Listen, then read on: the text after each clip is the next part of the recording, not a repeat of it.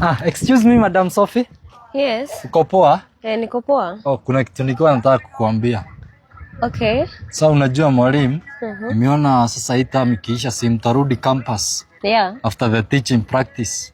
Yes. Kuna vile mimi nilikuwa nasikia kuna kitu nataka kukuambia mpaka nikakuletea zawadi. Naweza kupea? Okay, yes. Ndio hii. Bruh.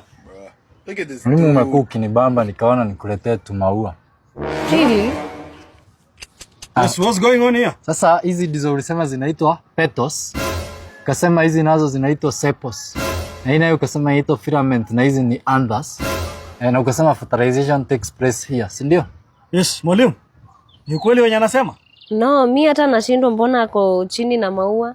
Jana mbona unapiga magoti hapa na maua? Unataka kuambia mwalimu nini? Mwalimu si Sir Sophie, you can go to class, acha ni deal na huyu. Yes, unaambia mwalimu nini wewe? Mwalimu si tulikuwa tunasoma na yeye. Mnasoma mkiwa hapo mmepiga magoti? Mwalimu unajua sasa yeye nimeona mimi ni student na yeye ni teaching practice teacher. Yes, ukaona mkatie? Hapana, nikaona nimpe respect, nikashuka chini tusitoshane. Oh, unyenyekee. Jana.